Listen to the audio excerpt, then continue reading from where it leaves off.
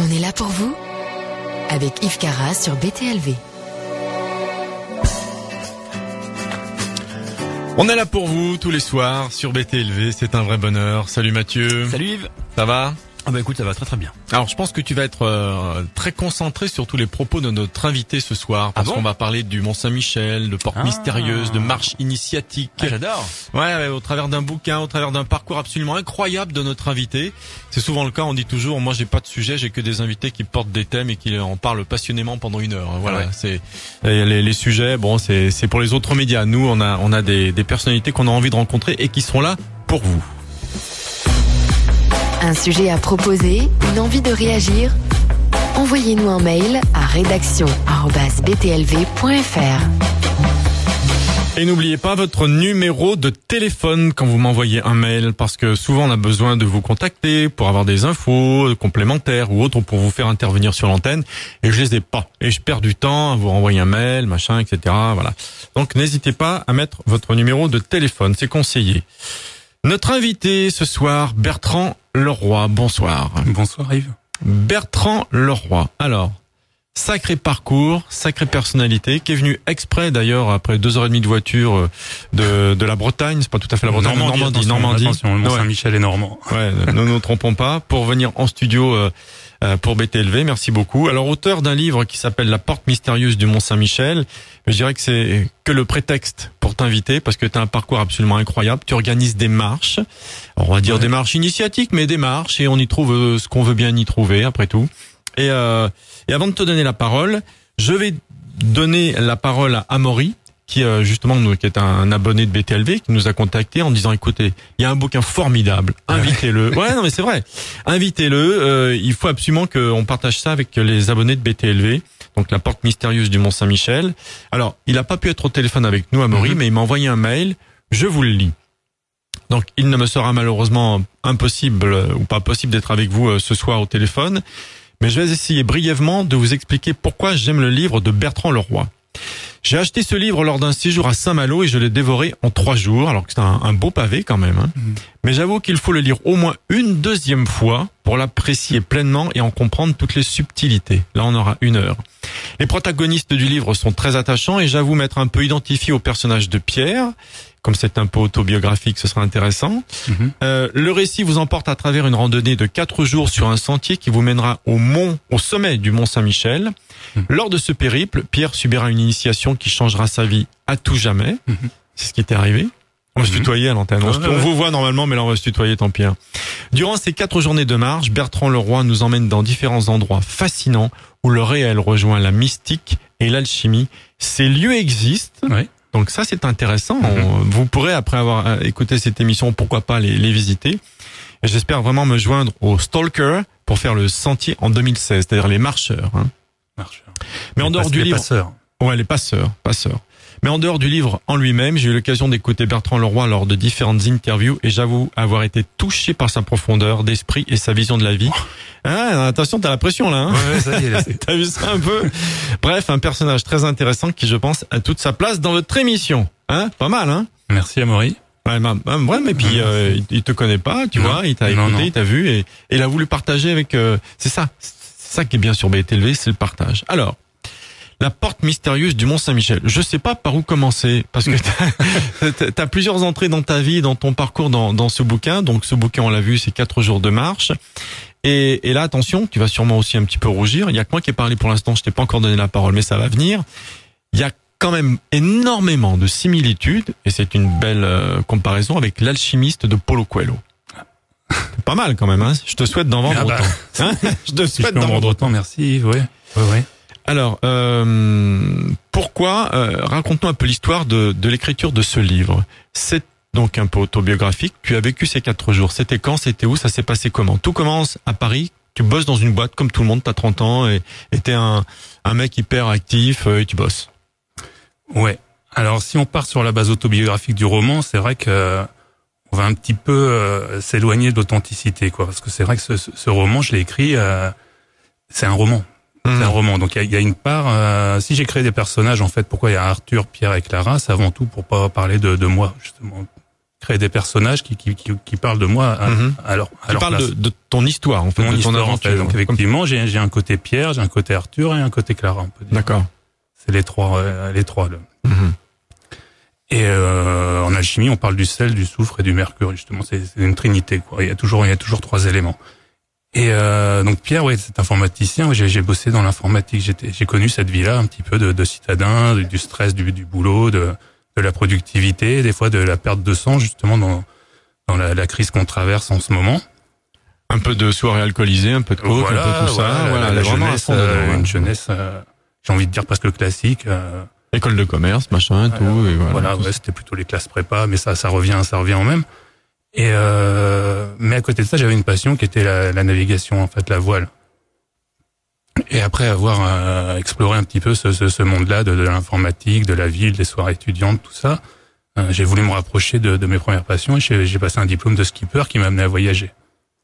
Et là, on retrouve un petit peu tout ce côté d'Arthur, justement, qui est parti explorer les différentes traditions, que ce soit en Amérique du Sud, en Afrique, en Inde, en Orient. Et ces traditions, forcément, s'apparentent à une quête un petit peu intérieure, une quête intérieure de qui je suis. Lors de tes voyages, peut-être que tu convoyais des bateaux, c'est ça, voilà, des choses comme ça. Chaque fois que tu arrivais à un endroit, tu t'imprégnais de la culture, tu n'y allais pas par hasard. C'était surtout ça qui m'intéressait. D'accord. Rencontrer la culture, comme beaucoup de voyageurs, sachant qu'aujourd'hui c'est de plus en plus difficile parce que, à mon sens, même si au milieu de l'Atlantique on retrouve de l'authenticité, mais on est quand même parti dans une société touristique, quoi. Et dans beaucoup de lieux où on arrive, justement, on est considéré comme touriste, en fait. On a notre couleur de peau, on a notre compte en banque, il y a plein de choses, de facteurs qui font que c'est assez difficile maintenant à moins d'être dans une démarche exclusive d'authenticité, mais là aussi ça peut enfermer, quoi. Donc en fait, ça m'a un petit peu c'est pas que j'ai l'impression de faire le tour, mais il y a un moment vraiment, comme tu dis, j'ai envie de rentrer plus à l'intérieur. Donc même si je m'intéressais aux cultures rencontrées, j'arrivais pas à toucher l'âme de ça, et je me suis dit, je vais passer un diplôme d'infirmier, en fait, et là j'aurai un vrai savoir-faire. C'est-à-dire quand j'arriverai sur place, je pourrais quitter ce monde de tourisme pour m'intéresser aux gens et les rencontrer vraiment. Alors donc j'ai passé un diplôme. Tu bossais et en même temps tu passes un diplôme d'infirmier pour aller encore plus loin. D'accord. Un petit peu plus loin, quoi, dans la rencontre justement de l'humain. Et là, c'était 3 ans de formation, et ce qui m'a fasciné, moi, pendant ces études, c'était l'effet placebo. L'effet placebo, c'est on donne un verre d'eau et puis ça guérit, quoi. Ça fait on a mal de tête, tenez, je vous ai mis un médicament dedans, buvez-le, t'as rien mis et ça passe. Et c'est vrai que ça, dans les services, c'est un petit peu mal vu. Des fois, on retrouve des infirmières qui vont se moquer de ces gens-là, alors que c'est passionnant, quoi. Pourquoi on parle de trou de la sécu, si on arrive à soigner avec de l'eau, autant y aller. Et de fil en aiguille, comme ça, d'effet placebo, je me suis intéressé. J'habite dans l'Orne, un département assez rural, en fait, où il y a encore toute une sorcellerie qui est présente, les rebouteux, les sorciers. Je me suis intéressé à ça. Et toujours plus loin, ça m'a emmené jusqu'au chamanisme, en fait, au peuple premier, tradition chamanique, tradition initiatique d'Amérique du Sud et d'Afrique. Donc celles d'Amérique du Sud sont un peu plus connues parce que Yann Kounen s'y est intéressé, par exemple, avec l'ayahuasca. L'Afrique centrale, le Gabon, il y a un rite initiatique qui était très secret qui s'appelle le Bwiti. Le Bwiti qui utilise là aussi une plante, une racine qu'on appelle l'iboga, et donc c'est des millénaires, donc c'est l'héritage pygmée un petit peu. Si on parlait de tout ça un petit peu plus loin, ce que je raconte dans le livre, ça remonte encore plus loin jusqu'à l'Égypte. C'est pour ça que j'aborde un petit peu ce sujet-là aussi de la Grande Pyramide. Et donc je suis parti comme ça au Gabon faire mon mémoire d'infirmier. Ouais, tout en travaillant. Tu devais prendre ça sur tes vacances ou des choses comme ça, c'est ça. Ouais. Et c'est ta copine qui devait être contente à l'époque, hein. Bon, je pars au Gabon, hein. Je dois faire un mémoire, excuse-moi, sur l'iboga. Ouais, ça n'a pas été sans créer certaines tensions, c'est sûr. Et en même temps, quand c'est un cri de lettres comme ça, il y a des choses, je pense, c'est mieux de les suivre, quoi. Plutôt que de mettre ça sous le tapis, de se dire, voilà, parce que c'est vrai, informaticien, skipper, infirmier, on peut se dire, mais qu'est-ce que c'est que ce chemin? Mais en fait, c'est juste peut-être la voix, c'était ma petite voix qui s'exprimait, quoi. Et j'ai choisi de la suivre, en fait. Donc après, ça m'a mené où ça m'a mené jusqu'à l'écriture de ce livre et aujourd'hui, un sentier vers le Mont-Saint-Michel, qu'on pourra parler plus tard. Ouais, bien sûr, on en parlera, évidemment, c'est l'objet du bouquin. Et voilà, donc ce côté Arthur, justement, qui est dans le livre, bon, tout le monde l'a, pour ceux qui l'ont pas lu, voilà, Arthur, c'est un petit peu le guide, c'est celui qui accompagne Pierre au Mont-Saint-Michel, et initié au Bwiti. Et je reprends un petit peu de ce que j'ai reçu là-bas, parce que, voilà, là-bas, on m'a dit, si tu t'intéresses à notre tradition, si tu veux qu'on t'explique, il faut être initié, quoi. tu comprendras pas si tu restes juste à l'extérieur à prendre des notes. Donc j'ai vécu l'initiation traditionnelle avec l'Iboga d'une semaine. Une semaine. Ouais. Alors je précise, c'était avant 2007. C'était une époque où c'était encore légal. Parce qu'aujourd'hui, pour les auditeurs, faut savoir que c'est interdit en France la consommation de ces plantes. 2006, ça se posait pas la question, quoi, parce que justement 2007, ça se posait pas, c'était encore légal. Donc moi, j'y allais vraiment la fleur au fusil. Ça a été au Gabon ou en France ton initiation? Au Gabon, d'accord. Et maintenant, c'est interdit. Et maintenant, ça s'est Il y a eu des accidents. Il y a eu un accident, en fait. Il y a eu un accident il y a quelques années Alors c'est un drame. Alors c'est jamais facile de revenir sur un drame comme ça parce qu'effectivement il y a eu un mort et si on s'intéresse au sujet, c'était quelqu'un qui était héroïnomane, qui courait sa dernière chance et il y a qu'une seule interaction mortelle avec l'Iboga, c'est les opiacés. Il a eu peur, il s'est enfui, il a pris de l'héroïne et il a fait une overdose. Donc à savoir, est-ce que c'est l'Iboga qui l'a tué, est-ce que c'est l'héroïne, est-ce que c'est la conjonction des deux? Bon, c'est compliqué quoi. Enfin c'était un drame, c'est malheureux pour tout le monde. Ça s'est fait interdire. Des fois, je me dis peut-être c'est un mal pour un bien, parce que c'est vrai que c'est des plantes très très très très puissantes qui, mis dans de mauvaises mains, peuvent permettre la manipulation. On parle, la Miss Villute parle de plantes sectoïdales. C'est vrai que ça demande un sacré bagage en fait pour utiliser ça. Là-bas, c'est une dizaine d'années minimum avant d'être autorisé à initier. Une semaine comme ça avec l'Iboga d'initiation. Donc voilà, une semaine, c'est 3 nuits, c'est une sorte de coma. Tu prends le bois sacré, on appelle ça le bois sacré comme Hollywood. Et puis tu pars dans un film initiatique qui te raconte ta vie, mais sous un autre angle, c'est très proche de ce que décrivent les personnes dans les NDE en fait. Ce flashback sur notre vie au moment de mourir, les catholiques ils appellent ça le purgatoire un petit peu. C'est toute cette phase où tu prends du recul sur ce que t'as vécu. Tu juges pas, t'écoutes. C'est pas une voix jugeante en fait. C'est juste ça te montre peut-être là, toi, ce que t'as fait. Et souvent, c'est vrai qu'on pleure.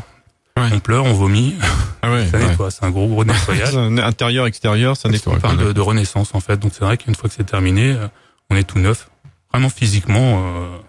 Il y a un avant, un après. Là, il y a un avant, un après. C'est pour ça que c'est pas anodin. Mais dans toutes les traditions initiatiques, il y a un avant, un après. C'est pour ça. L'initiation, on parle de mort, de la petite mort. Et c'est pas anodin pour les auditeurs. C'est vrai qu'on fantasme beaucoup ça, à vivre.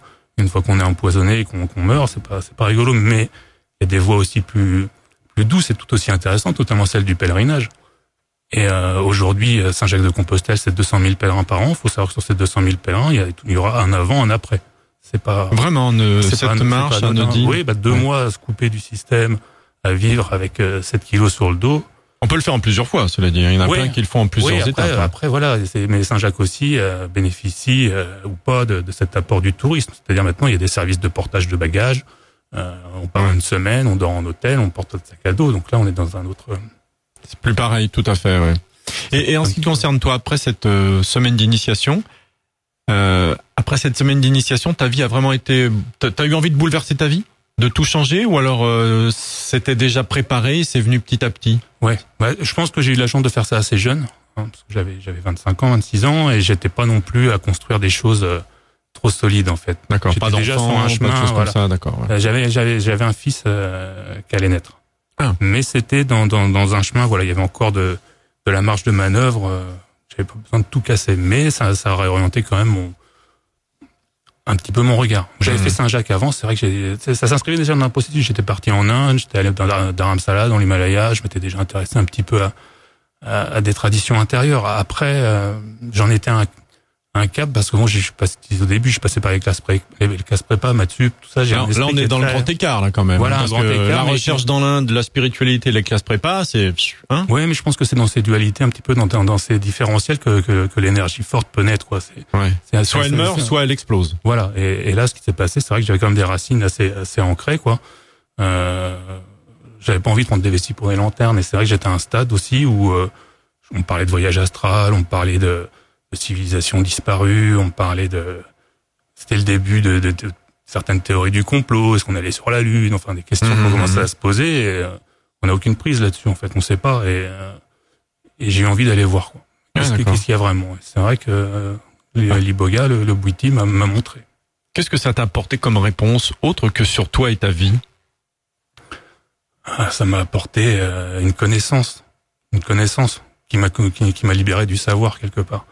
Une connaissance qui m'a libéré du savoir. Ouais. D'accord. Ouais, je pense que j'étais à l'époque, je lisais beaucoup, j'étais beaucoup dans le savoir justement dans le livre, mais assez peu dans la connaissance, c'est-à-dire l'expérimentation de ça. Et oui, ça m'a relié à ça. Donc la connaissance, on dit connais-toi toi-même, tu connaîtras l'univers et les lieux. Ça participe de ça en fait.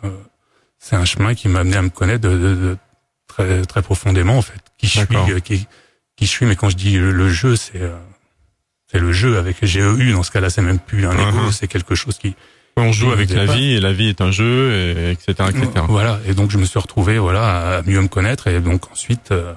Notamment l'écriture de ce livre, par exemple, qui fait partie du chemin et qui aujourd'hui qui t'amène à BTLV. Qui m'amène à BTLV. Tu sais, je sais plus qui a dit que pour réussir sa vie, il faut faire un enfant, planter un arbre et écrire un livre. Ouais. Qui a dit ça? Je me souviens plus, mais faut que je retrouve le nom. Et effectivement, ce livre, il vit sa vie et il t'a amené ici. D'ailleurs, il a une vie assez incroyable parce que tu l'avais mis d'abord en libre accès sur Internet. Ouais. Ensuite, tu as eu des rencontres avec Bernstein assez hautes qui t'ont conseillé. Simon, oui. T'as trouvé un éditeur Patrice et puis Bouillard, à Monaco. Puis il a une vie incroyable déjà. Ce bouquin, un peu à ton image. Ça part un peu dans. C'est vrai que de façon rationnelle, il n'aurait pas dû forcément exister ce livre, parce que là où j'habitais, moi, c'était un petit village paumé dans l'Orne, j'ai aucun réseau dans le monde de l'édition, comme je disais, j'étais scientifique, donc même le monde littéraire, c'était pas vraiment ma tasse de thé, j'avais jamais écrit, ça m'est tombé dessus, ça m'est vraiment tombé dessus, c'est-à-dire en même pas 2 mois, il était écrit, c'était vraiment quelque chose. 2 mois, c'est plus. Mais les jours et nuits, quoi. Ouais, c'était vraiment. Tu t'es plongé là-dedans, quoi. Ouais, ça m'a passionné, quoi. D'un coup, j'avais le film derrière les yeux. J'avais. Tu l'as fait cette marche de 4 jours? Est-ce que tu l'as vraiment faite? Oui, tu l'as vraiment faite. Hein. Ça c'est non mais faut le dire parce que là pour l'instant on était au Gabon, on était un peu dans le monde entier. Mais cette marche de 4 jours de la porte mystérieuse du Mont Saint-Michel, tu l'as le sentier de Date, d'ailleurs Date. Le sentier de Date, de la Kabbale. Tu l'as vraiment fait alors. Qui veut dire justement connaissance et abîme. Ouais. Avant ça. Je suppose, puisque tu as fait prépa, que tes parents, ta famille t'ont préparé à ça, donc ils ont sûrement dû faire des grandes écoles, ils sont complètement inclus dans une vie totalement classique et plutôt haut de gamme à mon avis. Hein. Tu dois être en décalage avec eux aujourd'hui. Plutôt que ça en fait. À une époque où il y a eu décalage, mais la crise est passée par là. Et, si je regarde le parcours de mon père, là voilà, il s'est retrouvé licencié. Ingénieur, licencié comme beaucoup, enfin pré-retraite, on appelle ça, voilà. Ouais, vers 50 ans. Vers 50 ans. Vous avez plein de capacités très intéressantes, mais vous allez partir. Et lui d'avoir investi toute sa vie là-dedans, il croyait beaucoup à ce monde des banques, à ce monde de l'industrie, tout ça. Et puis c'est vrai qu'on l'a remercié gentiment et il s'est acheté un bateau et puis il est parti faire le tour de l'Atlantique là. Donc mais il y avait comprend mieux. D'accord, il y avait des gènes quand même parce que prendre un bateau et partir comme ça, il avait déjà ça en lui. Il était déjà skipper lui aussi. Non, il n'est pas skipper, mais depuis qu'on est tout petit, on naviguait planche à voile. D'accord. Beaucoup complices là-dedans, sauf que lui justement partait plus dans. Enfin, il a pas compris au début justement mon virement quoi. Ça fait peur. Ça fait peur. Ouais. C'était pas encore aussi instruit que maintenant quoi. Moi je parlais d'écologie dans les années 2000, mais dans les années 2000 on était un petit peu babacou, hippie quoi, penser comme ça. Maintenant c'est en train de changer un petit peu. On se rend compte justement du fait de la crise quoi, qui brise pas mal de certitudes et qui plonge les gens dans. Qui oblige les gens à se raccrocher un petit peu à des choses moins matérielles. Donc c'est peut-être un des avantages de cette crise, c'est aussi ça, c'est d'amener les gens. C'est la destruction créatrice, comme on dit. Hein. C'est un mot à la mode, mais il faut d'abord se faire mal ou il faut d'abord détruire le chaos avant de pouvoir reconstruire. Oui, c'est pas très agréable. Mais c'est aussi pour ça qu'on dit date, c'est aussi l'abîme et la connaissance, et qu'on parle aussi en alchimie du vitriol, c'est visite l'intérieur de la Terre et en rectifiant, tu trouveras la pierre cachée. Il y a cette idée qui manque justement aussi dans beaucoup de récits et de livres, on va dire un petit peu des nouvelles spiritualités type New Age. En alchimie, on appelle ça l'œuvre au noir. C'est vrai. C'est pour ça que même la couverture du livre est noire. Au début, ça a déplu à certaines personnes, mais je pense que, tout comme le pense l'alchimiste, la lumière naît au fond des ténèbres. Donc c'est important, à un moment dans sa vie, d'aller plonger à l'intérieur de soi, quoi. De laisser les choses sous le tapis, de plonger. Et c'est vrai que c'est dans l'obscurité qu'on voit la lumière apparaître. C'est pas quand on est ébloui. Ou alors on choisit une lumière à l'extérieur de soi qui brille, un gourou ou quelqu'un qui évite d'aller chercher à l'intérieur de soi, mais on est tous reliés à ça. Donc, il est plus facile de vivre quand on a quelqu'un à suivre, mais faire sa trace demande de l'audace. Donc, ça fait aussi sachant que suivre quelqu'un, si on prend l'exemple d'un phare, qui aime bien la mer, c'est vrai que on suit un phare, mais si on le suit trop longtemps, on finit sur les rochers, quoi. Il y a aussi un moment où il faut changer de cap et puis reprendre sa route, quoi. Puis il peut y avoir des fausses lumières. À l'époque, il y a des bandits qui allumaient des feux pour faire croire que c'était un phare et pour attaquer les personnes qui s'échouaient. Hein. Alors la porte mystérieuse du Mont Saint-Michel, le sentier date, c'est à quelle maison d'édition? Pascal Galaudet, donc c'est un éditeur qui est sur Saint-Malo. Il a été édité une première fois aux éditions Alphée, c'était Jean-Paul Bertrand, et puis la maison c'est terminé. Donc c'est Pascal Galaudet qui a racheté le livre. Et là, il est en rupture de stock, il va être réimprimé là.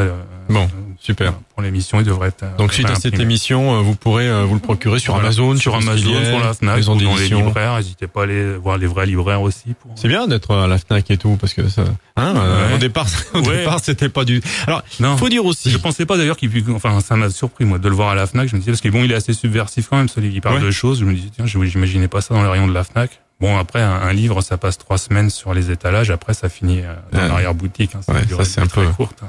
Bah, grâce à Internet, ça a une seconde vie. Le bouche à oreille, c'est ce qui permet ce livre-là. C'est pour ça que t'es là. Faut dire qu'alors, Bertrand Leroy, là, et vous dites, bon, d'accord, il a sorti un bouquin, mais est-ce qu'il en vit? Pas du tout, parce que tu t'as acheté un pub.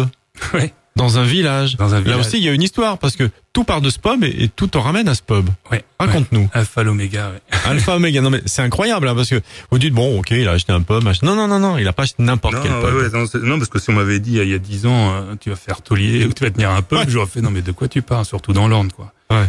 Mais ce qui s'est passé, c'est vrai quand j'ai écrit ce livre, parce que bon, les premières marches, telles qu'elles sont décrites dans le bouquin, n'étaient pas tout à fait identiques, à durer 7 jours. Et un jour, je suis parti avec 3 copains, Manu, Pierre et Arthur. Donc c'est pour ça, même pour l'écriture, un petit peu, je suis pas allé chercher loin les personnages, mais j'avais pas encore pensé à cette pierre philosophale et puis à ce roi Arthur qui est très présent dans la région où je vis. Et à un moment, au bout de 3 jours de marche, on passe prendre un petit village qui s'appelle Champ-Secret. Et là-bas, il y a une célébrité assez locale, peut-être les auditeurs connaissent, c'est Yogi Koudou. Yogi Koudou, c'était un yogi qui était célèbre au début des années 2000 parce qu'il se pliait dans une boîte, il était passé assez mon choix. D'accord, Yogi Koudou, Chant secret. Et avec Manu, on se fait, ça serait bien de passer à voir Yogi Koudou, quoi, parce c'était quelqu'un on en avait entendu parler quand j'habitais sur l'île de la Réunion. Enfin, il nous avait marqué là-bas en plein 11 septembre. Et on passe là-bas à Champ Secret, on voit Yogi Koudou, c'est très intéressant, on discute. Et après, tu le trouves quoi au pub? Non, il a un centre là-bas. Ah d'accord, ok. Mais ensuite, on dit, on ira bien boire un coup. Et puis là, il y a un seul pub dans le village, ça s'appelle le Secret Night. Secret Night, Chant Secret, il y a plein de choses. Ouais, Chevalier Secret. Ouais. Mais j'avais pas encore connaissance, moi, de ce fond chevaleresque qu'anime la région avec Lancelot, parce qu'on est dans le pays de Lancelot, en fait. Chrétien de Troyes habitait juste à côté, la cour des Plantagenets, Aliénor d'Aquitaine, qui aimait s'entourer de trouvères, et c'est elle qui a fait venir Chrétien de Troyes, et c'est là qu'ils ont rédigé la quête du Graal. Et on boit une bière là-bas, c'est des bières artisanales, donc une bière délicieuse, et puis on repart marcher. Sauf que 3 mois plus tard, j'ai l'inspiration de ce livre. Pour des raisons de structure, ça me parlait plus 4 jours de marche, parce que voilà, quand on lit le livre, il y a vraiment une horizontalité. Les 4 éléments aussi, peut-être. Les 4 éléments aussi, qui rejoint plein de choses. Et puis donc, autant il y a l'horizontalité de cette marche, et il y a aussi la verticalité qui est calquée sur l'arbre de vie des séphirotes, enfin, qui part de Malkout jusqu'à Keter, et là aussi, en passant par Tiferet, le cœur, ça fait 4 étapes. Donc voilà, je me suis dit 4-4, ça fait une croix.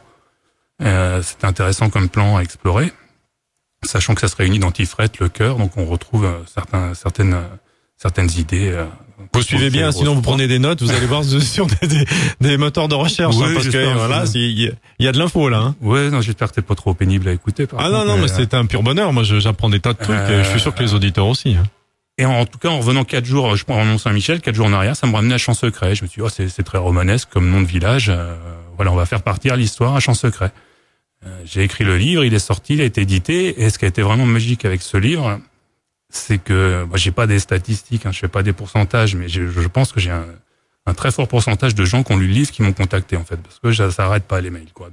Les gens, ils lisent le livre et ils m'écrivent quoi. Ils ont envie de te contacter, ils ont envie de rencontrer le mec. Ils ont envie de faire la marche quoi. Bah c'est Amaury qui a fait ça. Moi j'ai lu le bouquin, je me suis dit waouh, effectivement il faut absolument qu'on se rencontre. C'est vraiment c'est dans l'air du temps quoi. Je pense que il y a peut-être un ras-le-bol aussi des fois du superflu, et la marche ça permet ça un petit peu justement de se concentrer sur soi, de s'alléger, de choisir. Ce qui est intéressant donc dans la porte mystérieuse du Mont-Saint-Michel, c'est que tu donnes de l'information. C'est-à-dire qu'à un moment donné, tu parles, comme tu viens de le dire, d'alchimie, hop, tu donnes une petite piste, une petite info. Parce que j'ai vraiment voulu comme ça, comme une boîte à outils, en fait. Tu passes pas 10 pages dessus où tu comprends rien. Non, ça dure une demi-page, tu dis, ah tiens, et ça, tu peux le retenir. Donc, il y a un côté utile, finalement. C'est comme une boîte à outils. Je me dis à chacun de trouver ses outils dedans, je mets des références, une bibliographie à la fin. Si on veut explorer, il y a des sites internet qui le font très bien. Mais c'est des outils. Moi, c'est les outils qui m'ont le plus parlé, que ce soit l'alchimie, le tarot, la philosophie. Je parle de quoi? De la magie et puis du chamanisme, enfin, du psychédélisme aussi un petit peu, parce que c'est ces deux courants qui se mélangent. Et voilà, donc en tout cas, Chant Secret, le bouquin marche, plein de gens qui me contactent pour venir marcher. Donc je dis on va créer un site internet et puis tous les mois on va proposer une marche. On va créer une association à but non lucratif. C'est des marches bénévoles. Les gens viennent et on part au Mont-Saint-Michel. Et comme le livre parlait du Secret Night, on prenait toujours une photo devant le Secret Night jusqu'au jour où il a été mis en vente. Et on cherchait un endroit où s'installer. Et avec ta petite famille, ta compagne. Et voilà, donc on s'est installé au Secret Night. Donc t'as acheté le mur et les murs et le fonds de commerce. Et puis je me suis dit, est-ce que ça me plaira le pub ou pas? Et en fait, c'est passionnant parce que ce que je retrouve, tout ce que j'aimais dans le métier d'infirmier, c'était l'écoute et puis la relation d'aide. Enfin, c'est un endroit assez central, un pub dans un village. Je pense. Ça serait bien qu'il y ait plein de villages qui aient des pubs, en fait, quoi. Parce que c'est vrai que les mairies sont désaffectées, les églises aussi. Et dans un pub, on retrouve un petit peu ce lieu où les gens se retrouvent. Pareil, font tomber les masques un petit peu, boivent une bière. On n'est pas dans une alcoolisation profonde. C'est juste, se détendre, jouer au billard, écouter de la musique. C'est génial. Et là, je suis sûr que dans quelques temps, tu pourras écrire un bouquin juste avec ce que tu as entendu dans ton pub, les brefs de comptoir. Ah oui, c'est vrai que j'ai plus de télé, j'ai plus besoin. On suit toute l'actualité. On est surpris justement de la réflexion des gens, de à quel point des fois, justement, la télé se trompe un petit peu nous sous-estime beaucoup les gens dans leur capacité de réflexion, dans le recul qu'ils peuvent avoir sur l'actualité. Et voilà, on a toujours des discussions très intéressantes. Oui, il n'y a pas que des piliers de comptoir complètement avinés et idiots. Ça, voilà, tout à fait. Nous, on ouvre 17h minuit, quoi. C'est vrai que c'est vraiment... 17h minuit. Voilà, ouais. Tu fais un peu de restauration, tout comme ça? Oui, et puis surtout des concerts, en fait, la musique. Et puis tous les mois, une marche qui part au Mont-Saint-Michel sur les traces de Pierre Arthur et Clara, parce que l'intérêt de ce livre, c'est pas tant de lire, ce qu'on discutait au début, on parlait du savoir et de la connaissance. On peut lire ce livre et ça restera une bulle de savoir, ça peut être intéressant, mais le mettre en pratique. Et c'est pour ça qu'à la fin du livre, j'ai ce que j'appelle les annexes, en fait, où je mets le contenu du sac à dos, je mets les cartes, je mets comment faire du feu, comment se nourrir avec les plantes sauvages, parce qu'il y a ce petit côté un petit peu contre-culturel aussi dans ce bouquin où on parle des stalkers. Alors pas stalker, c'est un mot qui est revenu à la mode, mais un côté péjoratif un petit peu avec ce côté d'espion. Stalker, ça signifie quoi exactement? Stalker, S-T-A-L-K-E-R-S. C'est inspiré en fait du film de Tarkovsky, Stalker justement, qui a rien à voir avec le fait d'espionner. C'est plus dans le sens de passeur, quoi. C'est un mot qui signifie passeur en russe un petit peu et qui raconte l'histoire d'une zone qui est apparue. On ne sait pas comment, c'est pas décrit dans le film. Ça ressemble dans les pays de l'Est un petit peu. Si c'est une explosion atomique, centrale nucléaire, même des extraterrestres. Enfin bref, c'est une zone où au centre trône ce qu'ils appellent la chambre des secrets. C'est-à-dire, c'est un lieu où toutes les prières se réalisent, les vœux se réalisent. Et donc, il y a des gens qui veulent rejoindre cet endroit pour réaliser leurs vœux profonds, mais elle est protégée par ce qu'ils appellent la zone. Et la zone, c'est une zone de réalité fluctuante, justement, où pour y arriver sans se perdre, jusqu'à la chambre des secrets, on a besoin d'un stalker. Un stalker, c'est un passeur. D'accord. Et donc, le film raconte ça, l'histoire d'un écrivain et d'un poète, d'un physicien et d'un poète, justement, qui veulent se rendre à la chambre des secrets, qui sont accompagnés par le stalker. Et il y a une très belle analogie, je trouve, avec ce qu'on vit sur la traversée du Mont-Saint-Michel, en fait, où le Mont-Saint-Michel est au milieu de la baie, ce qu'on appelle la baie du Mont-Saint-Michel, où les marais c'est le deuxième endroit où les marais sont les plus fortes au monde. C'est un paysage qui est sans cesse bouleversé, et là encore, pour s'y rendre, aujourd'hui, on a besoin d'un passeur, quoi. C'est quelqu'un qui connaît le chemin, parce qu'au Moyen-Âge, on avait justement beaucoup de gens qui se noyaient ou qui s'enfonçaient dans les sables mouvants et qui n'arrivaient pas à rejoindre le temple de l'Archange, justement, qui, quelque part, c'est le temple de l'être aussi, parce que si on rentre un petit peu dans la symbolisme de Saint-Michel, qu'est-ce que c'est? Ce feu d'en bas, ce feu d'en haut, c'est le dragon, l'épée, c'est avant tout équilibré à l'intérieur de l'homme, peut-être c'est ces deux courants qui nous habitent, quoi, le feu de la matière, du plaisir, de la joie de vivre, la pulsion de vie, et puis ce courant spirituel, qui est quelque part aussi une pulsion de mort, et d'équilibrer ça dans le cœur de l'homme, en fait. C'est pour ça que Saint-Michel souvent est représenté aussi avec une étoile à 6 branches au niveau du cœur, parce que c'est la rencontre de ces deux feux, quoi, qui déclenche ce qu'on appelle le feu secret chez les alchimistes, enfin quelque chose qui amène à une réalisation, en tout cas. Je comprends mieux pourquoi Audrey nous a conseillé de t'inviter. C'est juste passionnant. On va continuer cette conversation après une petite pause. Allez. BTLV.fr, c'est 2000 heures de podcast, de la radio, de la télé, des événements, des sorties, des rencontres. Plus qu'un média, BTLV est une communauté. Alors on est là pour vous bien sûr en télé, en radio, mais aussi sur place. C'est-à-dire concrètement, il y a on vous en parle beaucoup, la tournée Guizet 2005 avec Jacques Grimaud et Patrice Pouillard. Donc il y a 3 dates. Samedi 3 octobre, c'est à Poitiers. Samedi 28 novembre à Lille et samedi 12 décembre à Montpellier. Une journée, une soirée incroyable, 4 heures de conférence, et si vous le souhaitez, vous pourrez dîner avec Grimaud, avec Pouillard pour continuer la conversation. Infos et réservations sur btlv.fr, onglet événements. KundaliniPeople.net, le premier site de rencontre entre personnes éveillées. Amitié, partage, amour, rencontrez enfin des hommes et des femmes qui vous ressemblent. Inscrivez-vous gratuitement dès maintenant sur KundaliniPeople.net ou directement sur btlv.fr. On est là pour vous avec Yves Carras sur BTLV. Avec Bertrand Leroy, la porte mystérieuse du Mont Saint-Michel, le sentier de date et le livre, mais surtout la marche. D'ailleurs, parlons de cette marche qui part donc de Champs Secrets.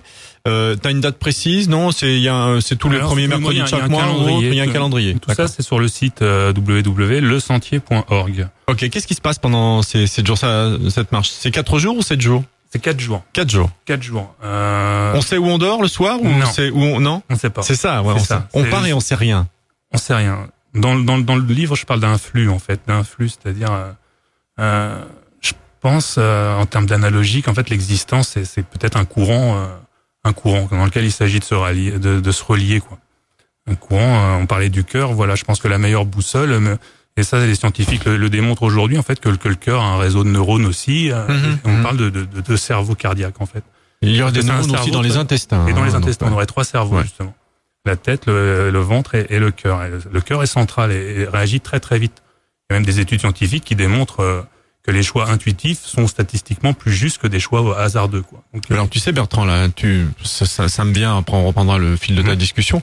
Quand on a un cœur artificiel, il se passe quoi au niveau énergétique? Tu sais que c'est une grande question qu'on peut se poser. On se la pose pas encore parce que bien sûr on est dans la technologie pure, mais qu'est-ce qui se passe quand on a un cœur artificiel, quoi? Je sais pas si j'irais m'en poser un personnellement. Ouais. Après, faut voir dans les dernières ressources.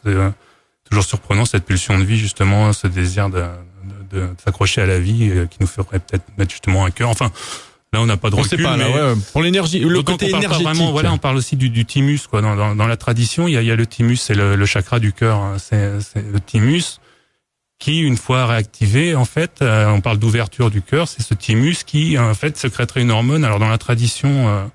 Alors, j'ai parlé un terme un petit peu catholique, chrétien, en tout cas, on parle d'hormone christique. Il faut pas que ça effraie forcément les gens, mais voilà, cette hormone christique viendrait ensuite décalcifier la glande pinéale et réveiller le 3e œil. Donc c'est pour ça qu'on retrouve dans beaucoup d'illustrations Jésus en train de montrer son cœur, et il a le cœur ouvert ou il a le cœur qui brûle et il y a des rayons qui sortent, et c'est le chemin de l'Occident, je pense, ce chemin du cœur. Et ce chemin, c'est un chemin justement, c'est-à-dire c'est pas figé, on n'est pas comme dans le zazen peut-être ou dans les traditions plus orientales où on part dans une grotte pour méditer pendant 3 ans, comme dans les films type Samsara ou des choses comme ça. L'Occident, on a une tradition qui est beaucoup plus chevaleresque et qui a besoin de se confronter à la matière, où il y a le mouvement, où il y a le pèlerinage, où il y a le côté nomade de l'homme. Pendant des millions d'années, on a été nomade, c'est très récent cette sédentarité. Oui, d'ailleurs, ça génère plein de pathologies, le fait de rester assis trop longtemps. De plus en plus, on se rend compte que c'est pas bon pour les viscères, que c'est pas bon pour le dos, que on est fait pour marcher, quoi. Il y a vraiment une part de nous qui a besoin de marcher et de se relier à ce flux. Alors les chrétiens, ils ont un autre mot, ils appellent ça la providence. Et pour moi, c'est ce flux, cette providence qui génère le pèlerinage intérieur, en fait. Parce que si on aurait pu, j'aurais pu créer une agence de voyage classique avec des réservations, et puis on arrive à telle heure, on dort à tel endroit. Mais je pense que déjà, moi, je me serais lassé assez rapidement de ça, ouais. Et en plus, ça nous couperait de ce flux et donc de la magie. Parce que la magie, elle apparaît à partir du moment où on sort de notre zone de confort, en fait. Tant que, on dit souvent, la magie, c'est l'espace entre deux pensées, c'est ce petite chose impalpable qui est, quand on arrête de penser, en tout cas, qui apparaît quand on sort de notre zone de confort. Et dans le lâcher prise, le célèbre lâcher prise. Oui, alors le lâcher prise, ça perd des gens aussi un petit peu parce que, mais oui, c'est en tout cas c'est 2 leviers, quoi. Hein. Il y a le lâcher prise et il y a la conscientisation un petit peu. Il faut un petit peu des deux. Mais en tout cas, mais dans tes marches, donc tu donnes rendez-vous, t'as une date, faut s'inscrire, ou alors qu'il y ait 1 ou 40 personnes, tu fais la même chose? Ben voilà, moi j'ai pas mal réfléchi à comment fonctionner, mais je crois que le plus simple, c'est j'allais dire à la Forrest Gump, quoi. C'est juste, moi je pars, quoi. En fait, je pars marcher parce que moi tous les mois ça me fait du bien, ça me permet de me retrouver. D'accord, de toute façon tu y vas. Moi j'y vais, que ça arrivait qu'il y ait 0 personne. Il s'était mis à neiger, tout le monde avait annulé et je suis parti tout seul. Et c'est arrivé l'année dernière qu'il y ait 85 personnes. Donc, à 85, quand on s'arrête pour dormir, il faut un chant, il faut quelque chose. Après, voilà, il y a des niveaux différents, il y en a qui doivent avoir mal, il y a une arrière-garde, il y a tous ces problèmes. Ouais, c'est passionnant. Ouais, c'est vraiment passionnant et j'ai envie de dire plus il y a de monde et mieux ça marche en plus parce que vraiment il y a quelque chose qui se passe au niveau du groupe en fait où déjà moi personnellement je préfère parce que je pense qu'on n'est plus dans les structures pyramidales comme on le pouvait l'être avant, c'est-à-dire un maître et puis des élèves qui écoutent, des choses comme ça. Maintenant quand on voit le web, c'est devenu horizontal, on parle de toile d'araignée et même d'un point de vue physique des matériaux, on se rend compte que la toile d'araignée c'est une des surfaces les plus solides quoi parce qu'il peut y avoir un nœud qui pète, les autres continuent de maintenir. Alors qu'une pyramide, on enlève le sommet, ça meurt en bas.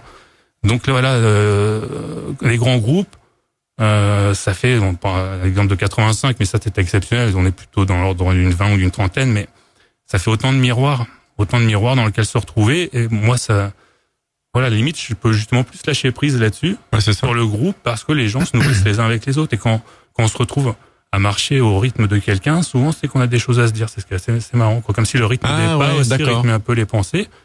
Sachant que si on veut être tout seul, il suffit de ralentir un petit peu. Enfin, ça se sent pas. 85 la personnalité se révèle dans la marche. Ah, c'est face même, je dirais. C'est face. Après, c'est du vocabulaire, quoi. Mais on parle de personnalité en grec, c'est le masque. Persona, c'est le masque. En fait, c'est peut-être l'ego. C'est ce que Saint Michel terrasse aussi. Ce dragon, c'est un petit peu ça. Et la fatigue permet justement de faire tomber les masques.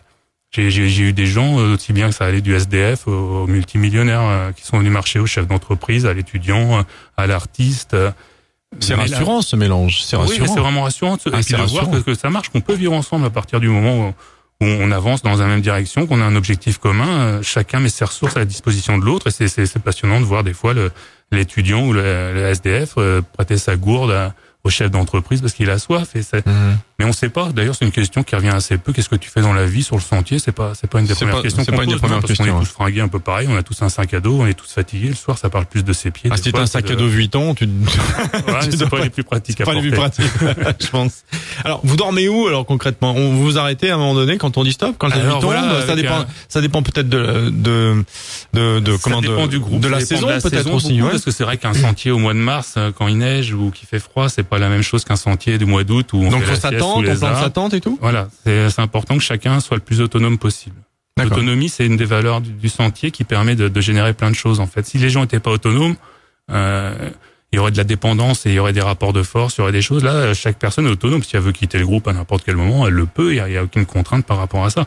Et le soir, donc, du fait de, ça fait 4 ans maintenant, ça fait 5 ans que ces marches existent. Donc il y a forcément les communes s'intéressent un petit peu, ont vu le bénéfice que ça pouvait rapporter aussi, parce que c'est une région qui est un peu sinistrée en termes de marché d'emploi, et ils voient Saint-Jacques-de-Compostelle 200 000 pèlerins par an. Nous, quand on arrive et qu'on est une vingtaine, une trentaine, ça fait marcher le commerce. Ça fait marcher le commerce. Les bars, les supermarchés, tout ça sont contents de faire du chiffre. Donc maintenant, les maires sont en contact. Il y a une association qui s'appelle l'Association des Chemins de Saint-Michel qui œuvre beaucoup à ça, justement pour développer les hébergements. Et c'est un projet qui est un petit peu sur le long cours, sachant que pour moi, il n'y a aucune raison que ce chemin de pèlerinage subisse pas le même engouement que celui de Saint-Jacques-de-Compostelle. Au Moyen-Âge, d'ailleurs, c'était largement plus fréquenté que Saint-Jacques-de-Compostelle. Saint-Jacques-de-Compostelle, c'est 2 mois, c'est long. C'est 2 mois, c'est 4 jours. Là, on est aux portes de Paris, c'est à moins de 2 heures de Paris. On peut même partir de Paris. On a fait ça il y a 2 ans, en 2013. On est parti de Notre-Dame de Paris pour rejoindre le Mont-Saint-Michel. À pied? À pied, ouais. Ça fait 21 jours. Ah ouais. 21 jours. Là aussi, on avait lancé un appel sur une radio, et puis vient qui veut, quoi. On s'est retrouvé une 50aine sur le parvis de Notre-Dame. C'est beau, ça. Ah ouais. Ouais, c'était c'est bien parce que t'as plein de surprises, en fait. Tu sais pas avec qui tu vas partir. Voilà. Tu sais pas trop combien de temps ça va durer, où tu vas dormir.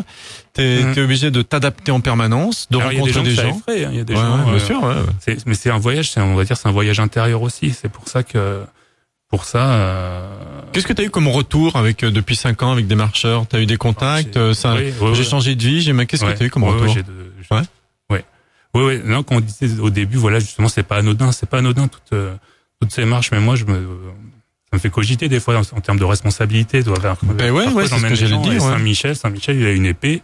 C'est quelqu'un qui est très tranchant aussi, quoi. C'est-à-dire, c'est le gardien de la voie de l'équilibre. Hein. Il est pour ça qu'il est représenté avec une balance aussi dans la main, parce que bon, il est psychopompes et psychostase, ça veut dire il pèse ton âme et il la guide après au moment du trépas. Psychostase, c'est la pesée des âmes, et psychopompe, c'est pour guider. D'accord. On retrouve ça en Égypte, dans plein de traditions, en fait, ce côté de guider l'âme au moment du trépas.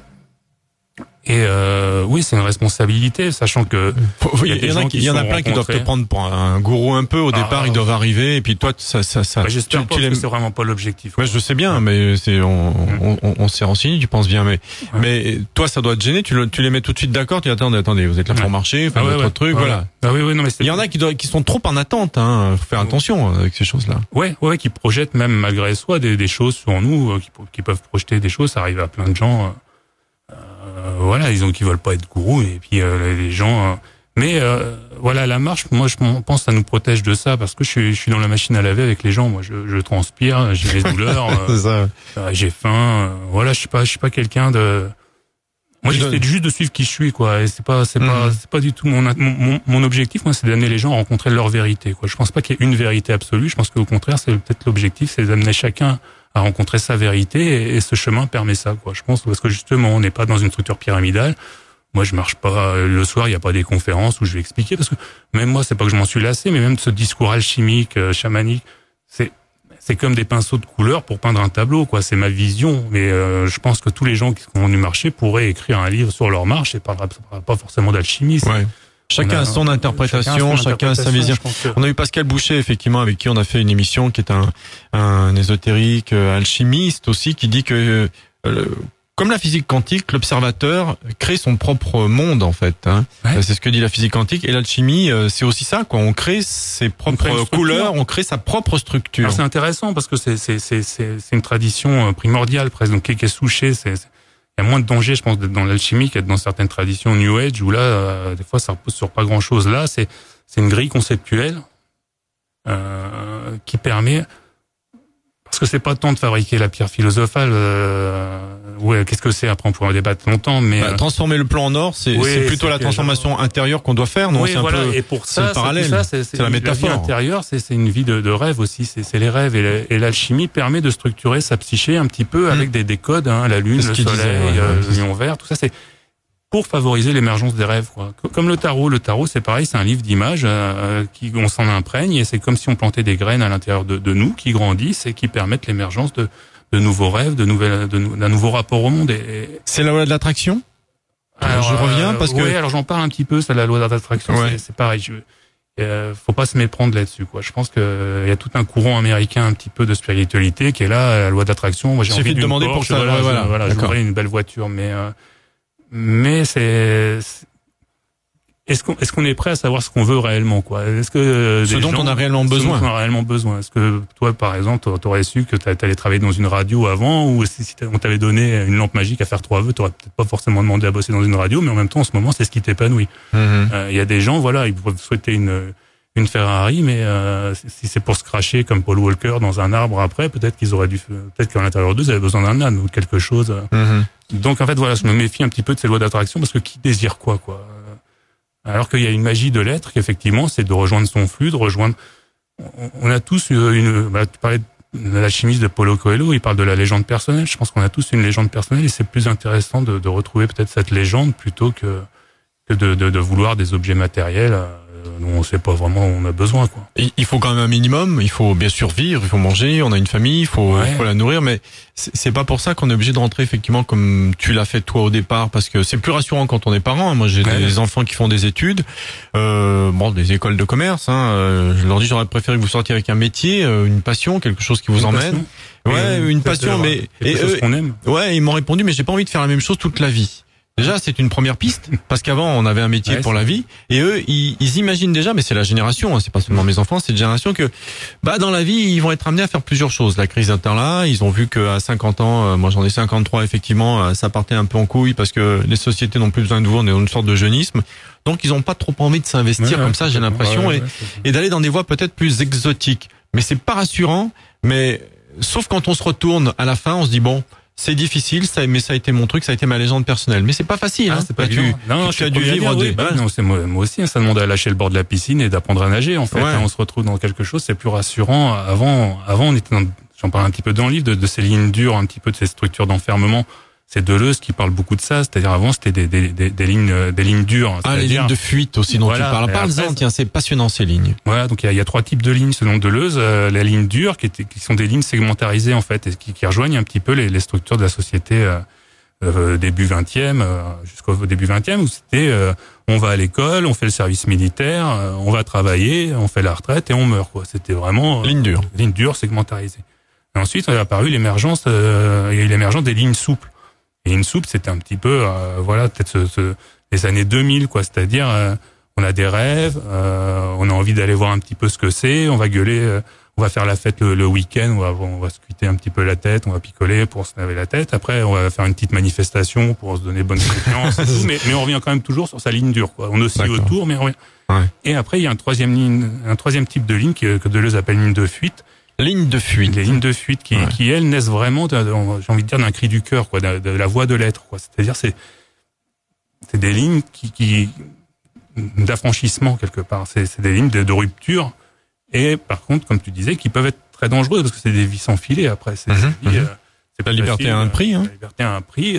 C'est celui de la foi et en tout cas de la confiance dans l'univers, quoi, de se dire peut-être on vit quand même dans un monde qui est bienveillant et j'aime bien cette idée de ligne de fuite, de la voie toute tracée qu'on t'a mis dès le départ, tu vois. C'est l'idée de ligne de fuite qui part vers l'horizon comme ça et qui qui te demande peut-être c'est la voie des artistes, la voie des artistes, la voie du Christ aussi, c'est tous ces gens. Est-ce qu'avec ta culture, parce que t'as une culture absolument incroyable, hein. T'as une tête bien faite, d'accord. Non, mais je te le dis. Mais alors c'est vrai, quand on fait une prépa, c'est pas parce qu'on est forcément très intelligent, mais ça structure. Ça aide beaucoup à structurer. Ça structure, mais après faut s'en libérer aussi. Faut s'en libérer aussi, mais voilà, ça permet de structurer. Hein. C'est pas la panacée, nous sommes bien d'accord. Mais donc t'as pu assimiler toutes ces cultures, toutes ces différentes informations, les restituer au fur et à mesure de ton parcours et de ce livre et de ton discours dans cette émission. C'est passionnant. Quel regard tu as toi aujourd'hui sur le monde, et qu'est-ce que tu pourrais peut-être pas conseiller, parce que on va pas rentrer dans l'idée de conseiller ou de gourou, mais proposer peut-être à certains qui nous écoutent pour sans tout casser, mais aller vers cette ligne de fuite. Qu'est-ce qu'on pourrait faire? Retrouver parce qu'on est déjà parfois bien engagé dans une vie, donc c'est difficile. Comment retrouver cette ligne de fuite? Retrouver sa légende personnelle, cette petite voix du cœur aussi, parce qu'on prend plus le temps d'écouter. C'est vrai qu'on est pris dans un discours mental des fois que on n'entend plus la petite voix. Des fois, on rêve plus. La méditation, c'est une solution? Alors, il y a la marche. On est d'accord. Il y a la marche. On en a parlé. Si je dois parler de mon parcours, ce que j'ai trouvé le plus efficace, au-delà même des plantes chamaniques, des récits alchimiques, de plein de choses, c'est simplement la marche, quoi. C'est pour moi, c'est presque une technologie pour moi, ce sentier, quoi, qui est vraiment en 4 jours une sorte de médecine, comme un trip, quoi. On fait le premier pas et après on va passer par différents états d'être, mais qui vont avoir du sens. Et là aussi on retrouve ça en neurosciences un petit peu. La marche, le fait de pied gauche, pied droit, pied gauche, pied droit, ça crée une sorte d'auto-hypnose dans le cerveau, en fait, qui harmonise les hémisphères et qui permettent l'émergence de cette petite voix, de ce retour à l'enfant intérieur, de qui on est vraiment. Mais il y a des gens qui sont très bien dans leur chemin aussi. Il y a beaucoup de gens qui sont aussi sur la voie de l'être. Il y a des boulangers qui aiment leur métier, il y a des chefs d'entreprise qui aiment leur métier. Après, il y a des gens qui sont perdus. La crise en ce moment crée effectivement, tu me parlais de ce que je pense du monde en ce moment, oui, un effondrement des structures, un effondrement de ces lignes dures, un effondrement de plein de choses qui peut effrayer les gens. On parlait d'apprendre à nager parce que dans la spiritualité, dans le mystique, en tout cas, c'est vrai que c'est très liquide. On parle le feu vient d'en bas, mais en haut c'est liquide, c'est les larmes de la Vierge, c'est quelque chose. Il faut réussir à nager là-dedans, et on n'a pas des écoles qui nous apprennent vraiment ça. Ouais. Et mais il y a un moment, la vie demande de lâcher le bord. Est-ce que la créativité, comme tu l'as fait pour ce livre, je pensais à l'enseignement, et j'ai vu un reportage, et on en voit souvent, sur l'école Montessori, qui justement permet à l'enfant de choisir ce qu'il veut faire, de de créer son propre projet. Enfin bon, c'est beaucoup moins un carcan que l'école traditionnelle. Il dérange beaucoup. Bon, ça a un coût, malheureusement. C'est, je crois, 600 € par mois, donc ça peut être très cher. Est-ce que la créativité est la solution? Moi, je trouve que le soir, bon, je fais le test parfois. Moi, j'écris beaucoup. Quand j'écris le soir sans regarder la télé, je rêve formidablement bien et je me réveille reposé. Comme par hasard. Comme par hasard. Voilà. Ouais. Et ça marche à tous les coups. Hein. Bah oui. Je l'ai fait encore hier soir, ça marche à tous les coups. Pourquoi on le fait pas tout le temps? C'est bizarre. Mais tu sais, on a besoin de s'abrutir des fois aussi, ou de se reposer. Mais oui, on a besoin. C'est terrible. On en rejoint à cette ligne dure, à cet autoréflexe conditionné. On a de temps en temps. Et sortir de sa zone de confort, parce que c'est vrai que le corps a des appétits. Moi aussi, je suis surpris de ça. Des fois, t'as un canapé, t'es bien dedans, et t'as pas envie de bouger, t'es dans tes chaussons, tu mets la télé, t'es bien. Enfin, j'ai pas de télé, mais j'imagine. Mais en tout cas, rien que le confort. Mais le confort tue l'esprit quelque part, quoi. C'est vrai que l'esprit, c'est paradoxal, mais il a besoin d'une certaine austérité, d'un certain. C'est pour ça qu'il y a plein de chemins la méditation, enfin même dans l'alimentation, c'est vrai qu'on va pas avoir le même type de pensée si on est en train de jeûner que si on vient de manger un McDo ou une assiette de pommes de terre. Est-ce que tu crois qu'il y a une je sais pas, une sorte d'oligarchie qui essaie de contrôler le monde? On va pas rentrer dans la théorie du complot, mais est-ce que tu penses que quelque part il y a un conditionnement, alors je dirais peut-être pas forcément une oligarchie, mais une conscience comme ça collective qui nous emprisonne comme ça? Oui, le livre est c'est un peu l'aspect romancé du livre. Voilà, c'est pour ça que je t'amène là-dessus. Ce côté conspiration, comme quoi les stalkers ils sont recherchés, qui donne un petit côté sulfureux au livre, qui fait que non, je vais te dire, j'ai pas vraiment d'avis là-dessus, quoi. J'ai pas vraiment d'avis. Alors c'est pas pour ça que je m'y suis pas du tout intéressé. Au contraire, j'ai vraiment passé beaucoup de temps là-dessus pour finalement aller à la conclusion que tu savais pas, que je sais pas et que je saurais jamais, quoi. De savoir si l'homme il a marché oui ou non sur la Lune. En fait, je m'en fous, quoi. Parce que de le savoir avant, ça va être, j'allais être en colère contre le monde, à dire mais pourquoi il croit encore à ça. Et puis quand le monde le saura, de l'avoir su avant, ça aura pas changé grand-chose. Et en plus, j'ai l'impression que c'est des sujets, on saura jamais en fait. On saura jamais vraiment la vérité. Et ceux qui passent trop de temps parce que j'en ai pas mal des gens qui s'intéressent au complot. Et d'ailleurs, j'ai un copain là qui est venu marcher, Raphaël Jossé, qui vient d'écrire Complosphère, un bouquin qui décrit un petit peu ce phénomène là Complosphère, c'est un futur invité BTLV, ça. Voilà. Tu me donneras ses coordonnées. D'accord. C'est ça. Il est docteur en anthropologie, sociologie, et il écrit là-dessus et ça enferme en fait. C'est les gens que je vois qui ont passé trop de temps là-dedans. Souvent, ils ont passé trop de temps devant l'ordinateur. Ils sont un peu livides. Moi, si j'avais m'étais trop accroché à ça, j'aurais jamais écrit ce bouquin parce que je me suis dit, tout de suite, les Illuminati vont débarquer. Non, je les ai jamais vus en fait. Quoi. Je pense que c'est peut-être l'équilibre est quand même très dur à trouver. Finalement. Oui, parce qu'il faut pas être trop naïf non plus, je pense. Mais il y a même pas besoin de complot. Je crois c'est juste chacun essaie de défendre son bout de steak et puis voilà. Donc. Est-ce que la solution, Bertrand, elle est pas locale finalement? Alors voilà, c'est là qu'on rejoint l'idée de ce pub justement à Champs-Secrets. Et même de cette marche. C'est ça. Et j'ai écouté Michel Onfray qui parlait de ça aussi, qui est beaucoup dans les micro-politiques, dans les micro-sociétés, quoi, peut-être. Les microcrédits. Enfin, d'être dans du local, sachant qu'en plus, maintenant, avec Internet, on peut fédérer tout ce local, quoi. C'est plus comme dans les années 68 où là, on crée, si on voulait créer une communauté, il fallait vivre les uns entassés les uns sur les autres. Là, aujourd'hui, on peut à la fois être local et global, quoi. On a les deux et oui, moi, c'est ce que j'encourage les gens à faire, plutôt que de se paralyser avec une théorie du complot, faites ce que vous sentez juste pour améliorer le monde, quoi. Si c'est juste dire bonjour à votre voisin, déjà commencez par ça, quoi, parce que si chaque personne se donnait la main, ce serait déjà pas mal, tout simplement. Donc le local, le peuple, le local peut-être une solution. Et puis cette marche qui est comme une ligne d'émancipation aussi, qui permet aux gens de se retrouver, d'échanger, de se nettoyer un petit peu la tête aussi de certaines pensées, des fois des boucles mentales qui enferment, et puis qui fait du bien au corps. Alors il y a combien de kilomètres par jour? Alors il y a 100 kilomètres en tout, et on est entre 20 et 30 kilomètres par jour. Donc on a vraiment c'est découpé. Un semi-marathon, quoi. Ouais, c'est accessible. C'est accessible.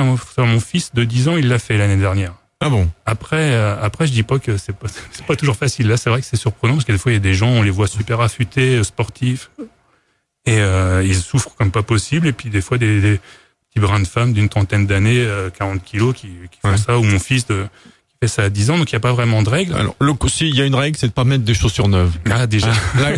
Parce que Ouais, t'en si parles on peut avoir testé ces Non, mais chaussures tu sais, avant. la grande erreur, c'est de dire, j'achète tout ce qu'il faut, les chaussures neuves, et je vais marcher. Si vous les avez pas cassées avant et fait avant, c'est les ampoules assurées, et là, c'est terrible. Douloureux, quoi. Ouais. Après, on a dû emmener pas loin de 500 personnes, et si on a eu 2 ou 3 abandons, c'est le maximum, quoi. Ah ouais. Donc, Ou alors vous avez les brancardiers qui les portent. oui, allez après, les gars, c'est là jusqu'au bout. on est ensemble, on est ça, ensemble. C'est marche commando après, ça. On retrouve ça, il y a des gens, c'est vrai que le service militaire, ça existe plus, mais même quand j'entends, moi, des fois, les clients du pub et tout, ils parlent toujours avec une certaine forme de nostalgie de leur classe, quoi, justement, de ce moment, de cette parenthèse dans leur vie. Alors toi, t'as pas connu, t'as quel âge? Non, j'ai pas connu, moi, j'étais... T'as quel âge maintenant? J'ai 37. 37. Alors, la vie sur le service militaire que j'ai connu, j'ai fait que 4 mois après, je me suis fait réformer, mais j'y suis allé. Mais c'est vrai que tu parlais justement de cet entonnoir où les gens se retrouvent, qu'ils soient SDF ou chefs d'entreprise. L'armée à l'époque, alors Dieu sait que bon, il en faut une armée, mais on n'est pas pro-militaire évidemment, surtout pas moi. Mais se creusait que ça et cet entonnoir où toute la société passait était vraiment un mélange qui faisait qu'au départ on se regardait, on n'était pas habillés pareil et pas du même statut social. Au bout d'un mois et demi où on en avait bien chié ensemble, on n'oubliait plus, et au bout d'un an on était amis et amis pour la vie. Et on a plus ça. Peut-être que ta marche ressemble un peu à ça, ce mélange. Il y a un peu de ça. Hormis le côté justement militaire, d'élever à la trompette, et puis voilà, parce que c'est une marche qui est assez funky quand même. Moi, je suis pas à dire. Est-ce qu'il y en a qui marchent avec des MP3, avec des oui, alors je sais pas. On fait ce qu'on veut. Si, on fait ce qu'on veut. Après, voilà, c'est vrai que c'est pas conseillé. Justement, quand on parlait des hémisphères du cerveau, quand on met de la musique dans les oreilles, ça coupe un petit peu de cet état de relaxation. C'est l'hippocampe qui se met à générer des ondes gamma. Bref, tout ça, les MP3 peuvent changer. L'hippocampe qui génère des ondes gamma en écoutant de la musique dans les oreilles directement, c'est ça? Non, quand on marche. Ah, quand on marche, d'accord. Sans MP3. Bon, après, il y a des MP3 qui génèrent aussi des types d'ondes. Ouais. Bon, c'est...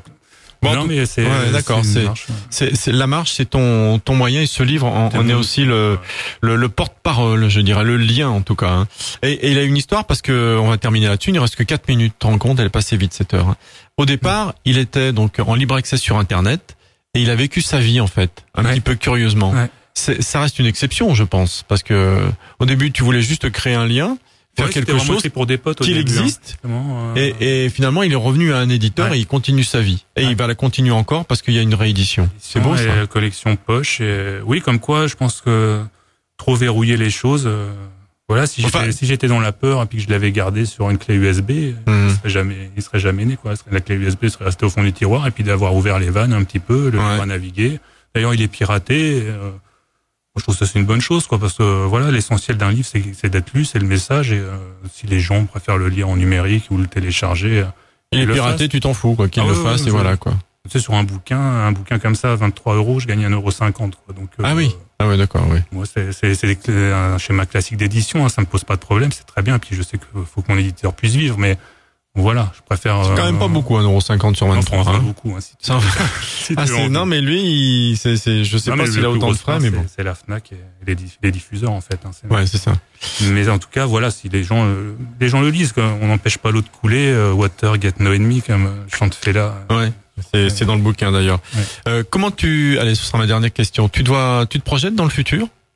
Ah, j'ai de plus en plus de mal à ça, oui. Enfin, je me projette, non, en ce moment, je suis tellement pris dans un flux, dans une présence, un ici et maintenant qui me dépasse, que je sais jamais, en fait, quel type de journée je vais vivre. Soit que ce soit aujourd'hui, cette invitation radio, demain, il y a le pub qui rouvre, je sais pas qui va franchir la porte, après, le bouquin va contacter une personne, ça navigue, mais je pense que après cette émission sur BTLV, tu auras beaucoup de retours positifs, j'espère, peut-être beaucoup de personnes qui vont venir, en tout cas, ça va te faire un bon. Je pense que ça peut faire du bien à la société, quoi, des gens qui marchent. C'est-à-dire les politiques nous font bien marcher aussi, nous font courir parfois. Donc là, c'est bien qu'on puisse réellement marcher. Puis quitter un petit peu peut-être le bitume pour rejoindre un petit peu les sentiers, justement. Parce que, il y en a qui marchent pieds nus. Oui. Pour être plus en contact avec le sol. Il y en a qui marchent sans manger, il y en a qui... À 4 jours de jeûne en mangeant. Waouh. Ouais, c'est bon, faut faire attention. Faut boire quand même. Faut boire, ouais. Non, pieds nus, ouais. Et puis ils font des nouvelles chaussures maintenant qui sont comme des gants. Enfin, il y a des. C'est pas mal. Des nouvelles trucs. Bon, voilà. Bertrand Leroy, La porte mystérieuse du Mont Saint-Michel, le sentier de date. Rappelle-moi les éditions. Alors, aujourd'hui, c'est l'édition Pascal Gallaudet. Pascal Gallaudet, voilà. Vous pouvez le trouver sur le site internet, vous tapez Pascal Gallaudet. Il doit en rester peut-être quelques-uns chez l'éditeur. De toute façon, il doit être édité, là, je pense. Voilà. Sinon Amazon, sinon Bertrand Leroy, sinon BTLV, voilà. Mais bon, renseignez-vous directement. Bon, encore merci Amaury pour nous avoir conseillé Bertrand Leroy. Je sais que tu vas écouter cette émission et que même si on n'a pas parlé ensemble, t'étais présent, t'étais à nos côtés, parce que j'ai lu ton mail. Merci. Je peux le remercier. Et puis, bientôt sur BTLV. Et je viendrai boire une bière dans ton pub. Avec plaisir. J'irai dans le coin, on fera une petite balade avec mon ami. Oui, et plein de légendes, on n'a pas parlé, mais il y a le roi Arthur qui était là-bas, le pays de Lancelot. Tu me fais rencontrer le roi Arthur, je fais une émission avec lui. Le Graal. D'accord, merci. Ciao. On est là pour vous avec Yves Carras sur BTLV.